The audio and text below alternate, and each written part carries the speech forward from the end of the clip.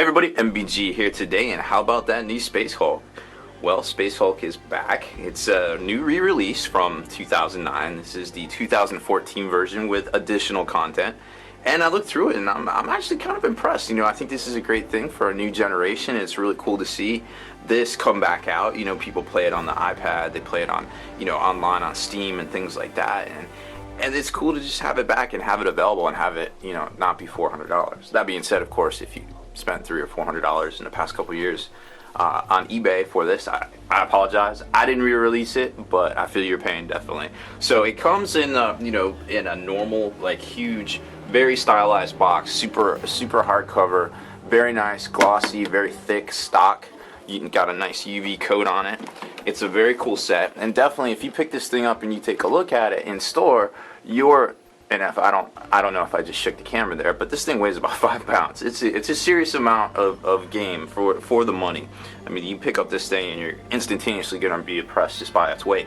So here's the juicy insides. As you can see here, it's the original figures from 2009.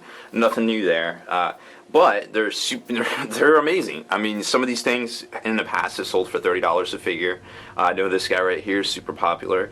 And if you know the lore behind it, that is the man that goes on to become Mephiston, the Lord of Death, of course. But this for the contents itself, you get some new stuff here, some boarding torpedoes, another piece of damage control room here, a couple of breach counters, because I guess the whole Sin of Damnation is exposed to open space in a lot of spots, and apparently that's one of the new missions as well.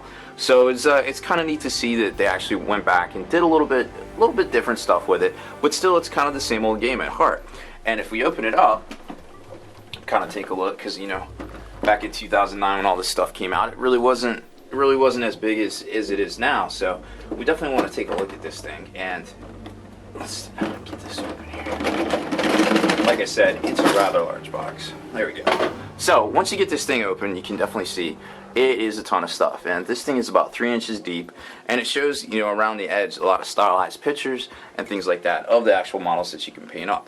You get the 3 sprues of Genestealers, which are right here, of course, and then each of these little pieces right here are the door, basically like the pieces that the cardboard doors go into to form up the rooms and things like that.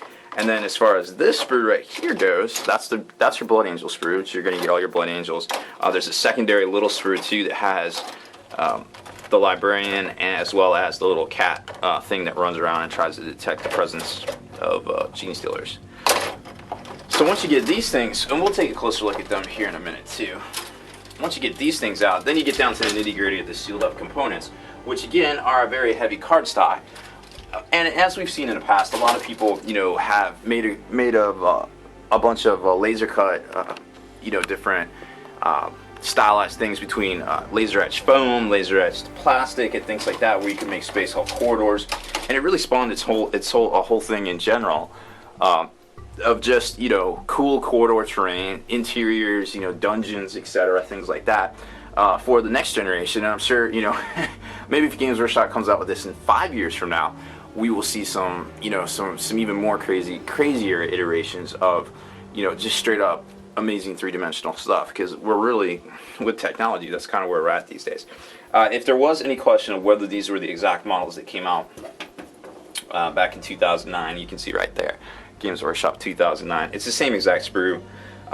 When you are taking this off the sprue, make sure you're careful with the clippers you're using, because there are some very tiny components that will snap. I remember when I was putting mine together back in the day, I snapped off a few components, and I was pretty sad, because it's an expensive set and you don't want to go ruining $125. This here has a whole bunch of the Broodlords himself here, Genestealers, and a couple of different ones. They're all pretty much push fit, 2-part kind of thing, and then this has the dead, basically the Terminator on a, I don't know if you can see that there you go. You can basically see it's like a dead Terminator sitting on a throne kind of thing. It's one of the missions in here, so that's pretty neat.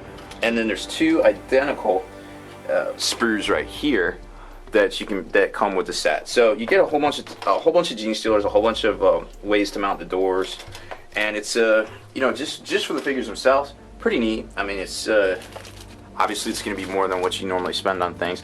Then it comes with your dice set, You get the whole packet of all of the rooms and things like that. It comes sealed and you can punch it all out. It takes a while to actually punch out all the components. And then the new one as well, right here you get a whole bunch of markers and things like that. Another shrink wrapped set of components. Now I'm not going to open those up obviously because I'll probably just keep this thing sealed up. Then you get 2 rule books. Let me zoom out on that. One's a mission book. It contains 16 different missions. And one is the rule book. Now, GW actually went back and redid these somewhat. They're full color now. They got a lot of additional content, as you can see, produced by Games Workshop, copyright 2014, right there. Oh, and one more important thing, the timer.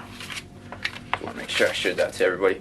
Space Hulk is a game about speed, and just so it doesn't, most missions take about an hour to play. So you don't want to get bogged down in the details, just kind of play and go and just have fun with it. So it goes into the introduction of how to play, techniques for putting the models together, all sorts of different things, the game board itself, how to track everything, your ammunition, your blips, command phase, all the different types of stuff, basically how to play right here, which is pretty neat.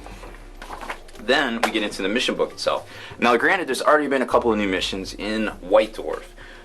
One was last week, and I'm sure there's some content online as well. You get the 16 missions in here. Mission briefing, basically how the Blood Angels wiped out to, I guess about 50 Marines way back in the day, and then another Space Hulk came in, and they're like, oh, we got to go clear this thing, we got to uphold the honor of the chapter, things like that. So they go after it, they codename it Sin of Damnation, and that's kind of where we're at with this edition of Space Hulk. So it's kind of cool to read all the different fluff and things like that, basically what a Space Hulk is. It's definitely not geared toward veterans. It's geared more towards people just kind of getting into the game and getting into fluff. And in the very back of the book, they also give an introduction about the Tyranids themselves. So if you've never really played this game and you just kind of see it, or you see somebody playing it, or you see it online, or you hear about it, it's a really cool introduction into the game. And if there's one thing we need more in this hobby, it's more hobbyists. So even though, like I said, the monetary value of the game obviously went down on the secondary market, it's very cool to see a new generation, people getting into the new generation of this thing. So I think it's a blessing in disguise. I'm sure Games Workshop has other reasons for doing it, but at the end of the day, if we want our hobby to survive, we need to embrace every chance we get to get something new and get new people and new blood into our hobby, because that's just how it's going to survive. So that's it. I hope you enjoyed my Space Hulk unboxing. Make sure you stay in the trenches. Check out make sure you subscribe to this YouTube channel. Check out the blog, SpikeyBitsblog.com, and listen to our podcast, ForgeNarrative.com.